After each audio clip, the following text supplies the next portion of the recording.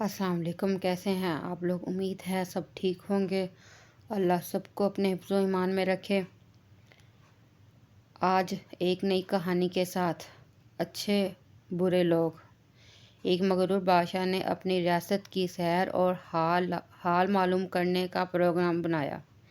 اس کے شاہانہ جوڑا منگوایا گیا۔ ایک جوڑا لایا گیا، وہ پسند نہ آیا۔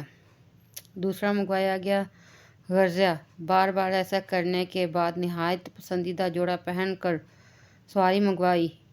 ایک عمدہ گھوڑا لایا گیا، وہ بھی پسند نہ آیا۔ سب گھوڑے سامنے لائے گئے۔ بادشاہ نے ان میں سے ایک بہترین گھوڑے کو پسند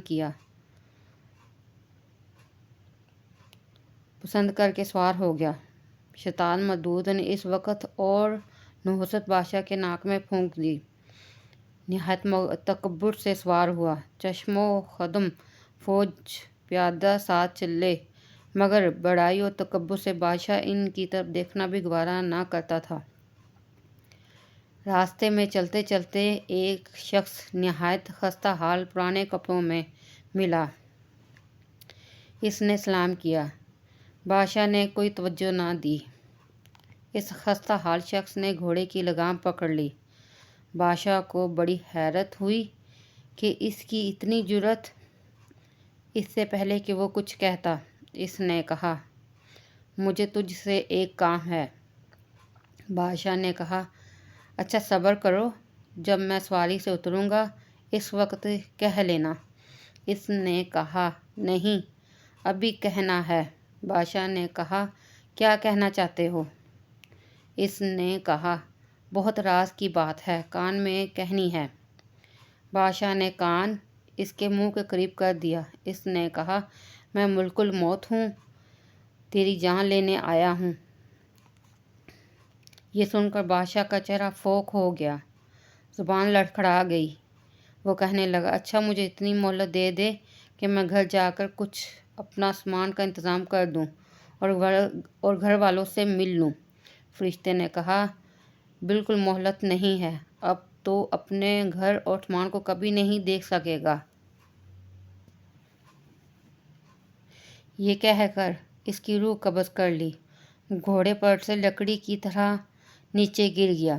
اس کے بعد وہ فرشتہ ملک الموت ایک نیک مسلمان کے پاس گیا کہ وہ نیک بندہ ابھی کہیں سفر پر روانہ ہو رہا تھا۔ اس کو جا کر سلام کیا۔ اس نے وعلیکم السلام کہا۔ فرشتے نے کہا، مجھے تیرے کان میں ایک بات کہنی ہے۔ اس نے کہا، کیا؟ اس نے کان میں کہا، میں ملک الموت ہوں۔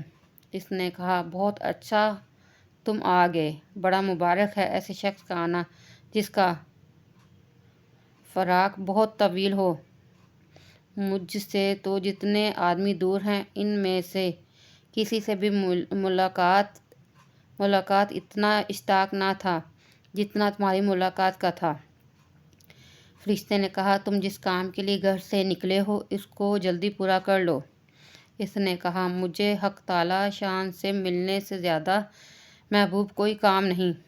فرشتے نے کہا، تم جس حالت پر مرنا اپنے لیے پسند کرتے ہو میں اسی حالت میں تمہاری جان قبض کروں گا۔ اس شخص نے کہا، تمہیں اس بات کا اختیار ہے؟ فرشتے نے کہا، مجھے یہی حکم دیا گیا ہے کہ میں تمہاری خواہش پوری کروں۔ ماشاءاللہ۔ اس شخص نے کہا، اچھا تو مجھے وضو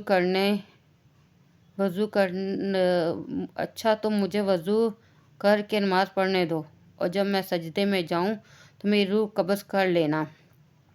چنانچہ اس نے نماز شروع کی۔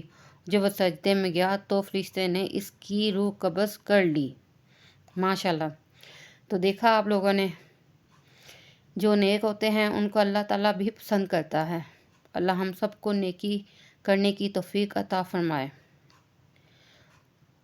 اور برے کاموں سے اللہ ہمیں دور رکھے، کیونکہ برا کرنے سے کبھی بھی کسی کا بھلا نہیں ہوتا، اور جس کام کو اللہ تعالیٰ پسند نہیں کرتے ہمیں اسے کرنے میں بھی سکون نہیں ملتا۔ اس طرح کی بہت سی اچھی اچھی کہانیوں کو دیکھنے اور سننے کے لیے میرے چینل کو لائک اور سبسکرائب کریں۔ میں بہت دل سے آپ کے لیے کہانیاں پڑھتی ہوں۔ میری کوشش کو آپ ہی کامیاب کر سکتے ہیں میرے چینل کو لائک اور سبسکرائب کر کے۔ اپنا خیال رکھیں، اپنی دعاؤں میں یاد رکھیں۔ اللہ حافظ۔